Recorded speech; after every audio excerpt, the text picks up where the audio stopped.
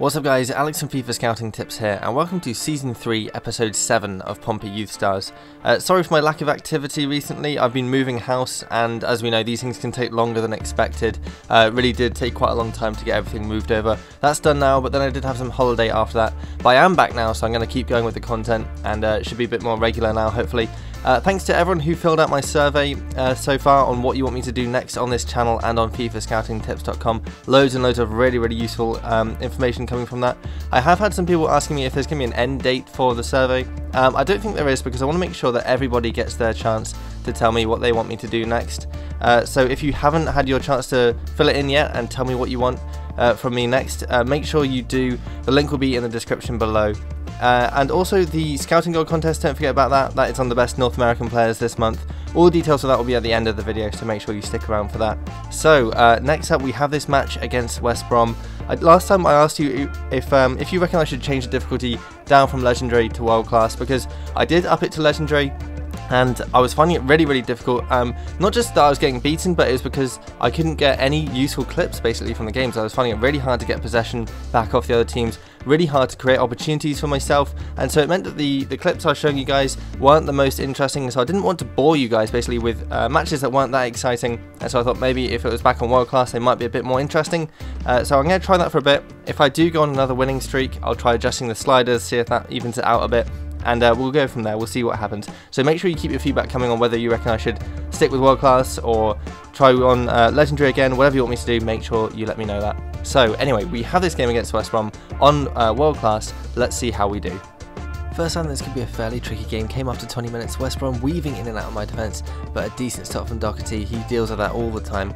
I responded with a much better attempt, a lovely ball over the top, Wallace taking it in his stride and somehow squeezing it past the goalkeeper into the back of the net. That was a fantastic ball over the top, but the shot from Wallace really was pretty soft. I felt quite lucky that it actually went in, to be honest, through the goalkeeper's legs. That really should have been saved at this kind of level, but I wasn't going to complain. I was 1-0 up, and that was Wallace's first goal of the season in the Premier League to take him off the mark.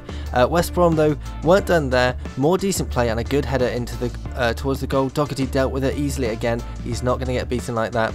I came back again though. A fantastic interception from Tasaka, played it over the top quickly to Brom, and this is the kind of chance he gobbles up all the time, but somehow I managed to miss. Didn't even hit the target. It's unbelievable from a player of Bong's caliber, and as is customary, he got a massive Bong hit as he came through on the goalkeeper, just completely chopped down.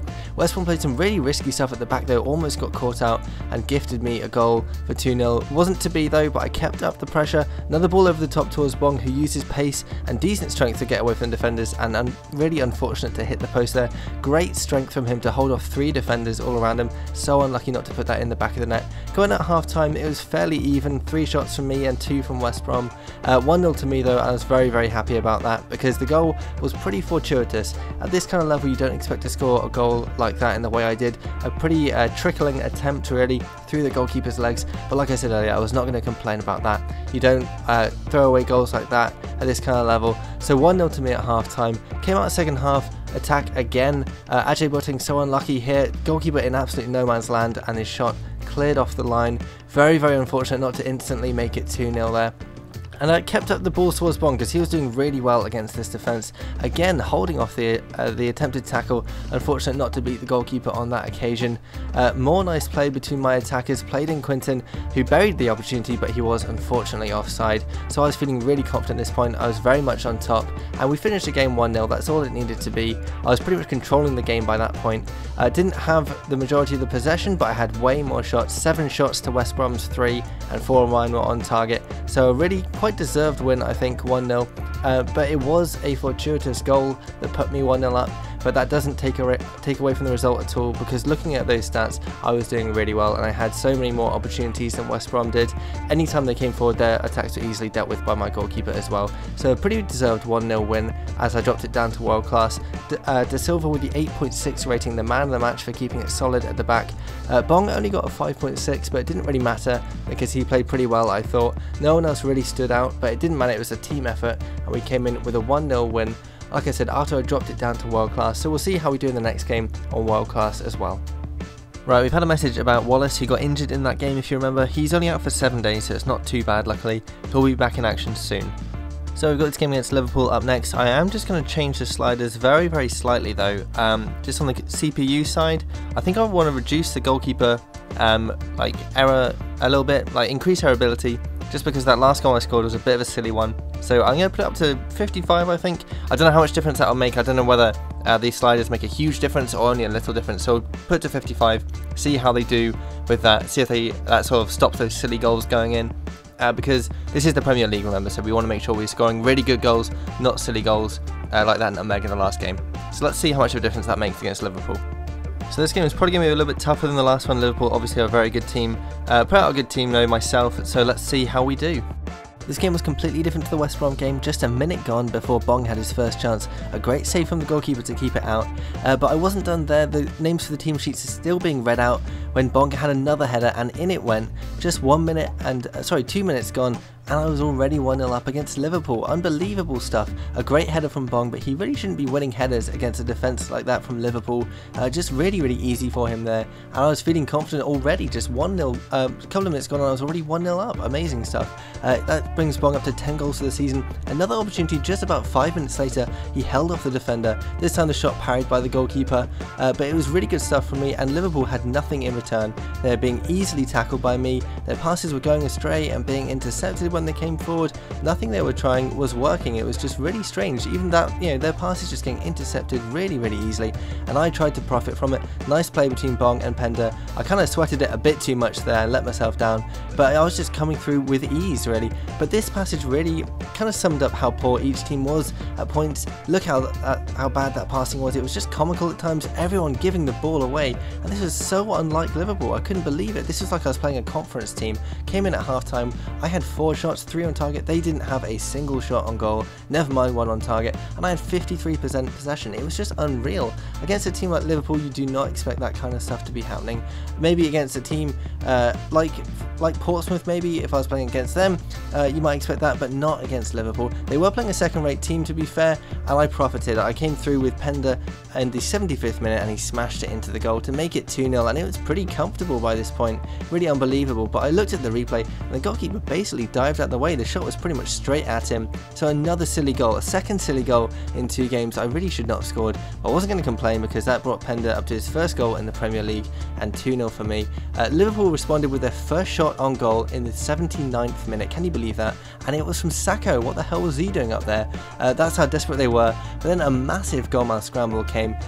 Liverpool just throwing bodies in the way of all my shots. Some really heroic defending, to be honest. Look at that, an amazing block there. But it wasn't to be because Pender just slotted the ball in to make it 3-0 after 86 minutes. If I was playing as Liverpool, I'd be so pissed off because look at all those defenders just standing around not trying to help. Only one defender really putting all the blocks in, and he couldn't do it all by himself. So that brought Pender up to 2 for the season, and 87 minutes gone, I was pretty comfortable at 3-0. But then this happened. What? Oh yeah, right.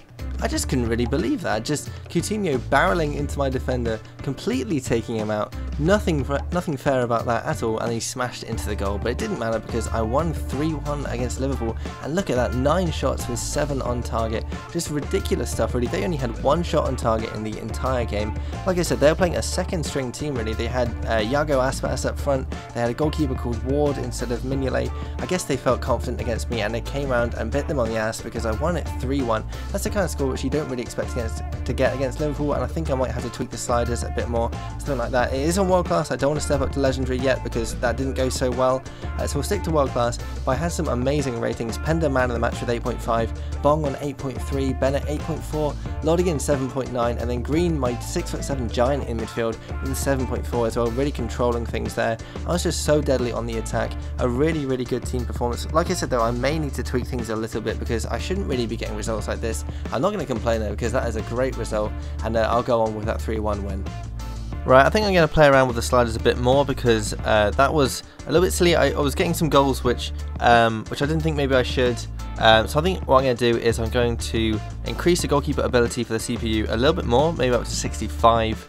We'll see how that does. Maybe also a couple of others, like increase the marking maybe to 60, because I felt like I was getting through a little bit too easily at times.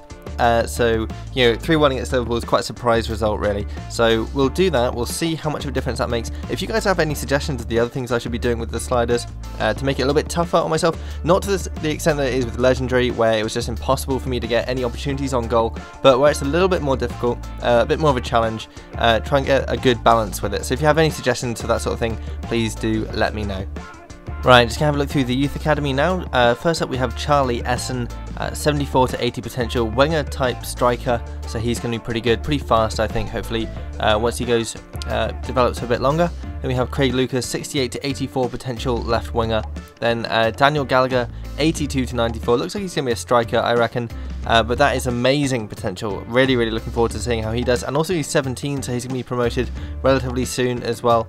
Do you guys reckon I should leave him for the May update when his technical stats will grow really well, or should I leave him, promote him before the May update, so that his physical stats may do a bit better? It looks like his physical stats are already quite good anyway, like his speed anyway, but leaving a player to go through the May Academy can sort of can make their physical stats grow a bit slower. So if you guys want me to promote him soon, let me know, or whether you reckon I should leave him until the May update, let me know that as well, because he looks like he's going to be one of my best players in my academy. Then up next we have Esteban Navarro, 80 to 86 potential right winger.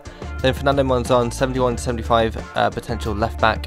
Then Fraser Layden, 79 to 93 potential defensive midfielder. I think looks very high potential to me there. Then John Mahoney, 69 to 81 potential left winger. Probably will get rid of him because we already have one good left winger in the academy, and his potential isn't that high. So we'll see about him in a little bit longer when his potential narrows down a bit more. Then Juan Torres, 72 to 80 potential right back. Then Martin DeWitt, 73 to 79 potential central midfielder.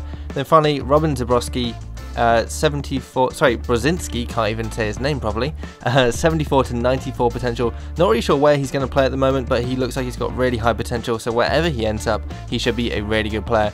So that is how our youth academy is doing this time. Let me know, like I said, if you think any of these players should be promoted now, or whether they should wait a bit longer, because if you promote them before the May update, obviously their overall is going to be quite low, but their physical stats can grow a bit quicker. So it's up to you guys. Let me know if there's anyone you want me to promote, or anyone you want me to save until after May.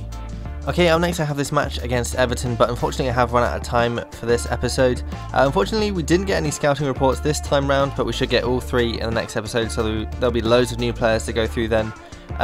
Do you guys think the sliders that I've been doing need more adjusting? Do they, are there any things which I should be doing with the sliders? Any changes that need to be made? Any more thoughts on getting more balance in the games that I play, basically? Because Legendary feels like a huge step up, but my players are doing really well on World Class. I don't want it to become too easy either. So if you guys have any advice on that sort of thing, leave it in the comments below, and I'll try and get around to reading that as well. If you have any other thoughts or ideas on what you want me to do over the course of the summer, let me know in the survey, which I put a link for in the description below. Make sure you go through that and tell me anything you want me to see, anything you want me to do, sorry. I'm going to try and focus on Pompey Youth Stars, I think, going forward, but if you guys think I should start another career mode series, please let me know what you want to see as well. Don't forget also the Scouting God contest this month is on North American players aged 18 or under, so if you found a player that matches that description, take a picture when they are in the academy or just after they've been promoted. Try and make sure there's no stat growth if you can, just because it keeps it fair for everybody. Like I said, take a picture of that player and then send it over to @FIFA Scouting on Twitter using the hashtag ScoutingGod, or you can submit it to facebook.com/FIFA Scouting Tips. Or you can post an image on FIFAscoutingtips.com, or even leave a link to the image in the comments below. Whatever you want to do, that ends at the end of July, so there's a little bit longer left on that one. So make sure you keep all your feedback coming. I do read it all. I hope you did enjoy this video as well, so if you did, please do leave a like, and thanks for watching. But then this happened.